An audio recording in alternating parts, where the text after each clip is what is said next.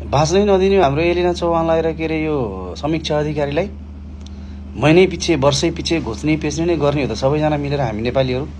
ती देशका राष्ट्रिय कलाकार होइनन्? ती दुईटी बहिनीहरूको आवाज नसुन्ने को चाहिँ होला र? हामी नेपालीहरू छँदै छैनौँ अहिलेसम्म पनि। मैले के अरे भिडियो बनाउँदा पनि कतिले सुनिरहेका होला त्यो बहिनीहरूको गाना। अब बिहे गरेर सम्बन्ध विच्छेद गरेर बसेको बहिनीलाई कतिसम्म भनेका अपशब्द त्यसरी युज गर्ने हो? आफ्नै घरको छोरी चेलीबेटीलाई सम्झिनु पर्दैन त्यो भिडियो बनाएर त्यो कमेन्ट गरिराख्दाखेरि। अर्को कुरा हाम्रो समीक्षा बहिनीलाई चाहिँ एउटा अशोक कोइराला भन्नेले हो गारा, जोभन्दा 10 लाखमा बेचेको होइन र चाहिँ एउटा कमेन्ट गर्नुभएको रहेछ उहाँले। अलिकति अगाडि देखाएको थिएँ मैले, उहाँका नि दुईटी छोरीहरू देखेँ मैले होइन। त्यो छोरीहरूको फोटो सुत्तो लिएर आएको थियो। तर तपाईँको छोरीको चाहिँ लिलामीमा नजाओस् जोवन होइन, तपाईँले लिलामी भन्नुभयो, त्यो लिलामी होइन। र अर्को कुरा त्यो बहिनीले प्रकाश दाईको प्रोग्राममा गएर के भनेको छ, मलाई अदालतले तोकेको हो त्यो पैसा लिन भनेर, त्यो पैसा लिएको छैन भनेर त्यो बहिनीले स्पष्ट भनेको छ।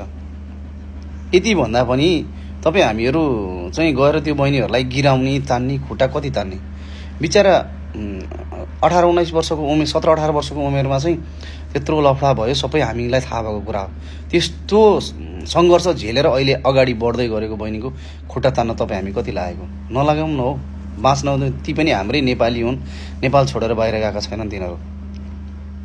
र अर्को कुरा भन्नुपर्दाखेरि हाम्रो के अरे अर्को कुरा भन्नुपर्दा बहिनीहरूलाई के भन्छु भनेदेखि, इनकेस यस्तो भेटियो भनेदेखि चाहिँ अब माफी होइन, सिधै कानुनी दायरामा लगेर उभ्याइदियो भन्छ बहिनीहरूले, केही पनि फरक पर्दैन। कलाकार हुँदैमा चाहिँ सबै चिज सहनुपर्छ भनेर कहीँ पनि लेखेको छैन, कुनै पनि डिक्सनरीमा लेखेको छैन। चित्त बुझ्दैन भनेदेखि गीत नसुने नै हुन्छ मेरो भनेर स्टेटमेन्ट दिए पनि हुन्छ बहिनीहरूले, केही पनि फरक पर्दैन। यत्रो चौतर्फी सोसल मिडियामा विरोध होइन, 10 लाख लिएको भनेर चाहिँ यत्रो कुराहरू भन्दाखेरि चाहिँ हाम्रो पल्सा नायकले चाहिँ भनिदिनु पर्दैन मैले यो पैसा दिएको छैन, अदालतले तोकेको हो, समीक्षा अधिकारीले यो पैसा लिएको छैन, नगद लिएको छैन भनेर भन्नु पर्दैन? खै के भन्ने अब यहाँ पल्साको कुरा गर्ने बित्तिकै चौतर्फी विरोध गरेर चाहिँ खुट्टा तान्न थाल्छन् सबै। हामी त्यस्ता छौँ, हामी थाहा हुँदाहुँदै गलत मान्छेलाई सपोर्ट गरेका छौँ हामीले। यदि यो ठाउँमा बाहिर पल्सा बाहिर निक्लेर बसेको छ भनेदेखि र उसले पैसा कमाएको छ, इज्जत कमाएको छ, महोत्सवहरूमा गएर उसले चाहिँ पैसा कमाएको छ भने त्यो भनेको समीक्षाको देन हो।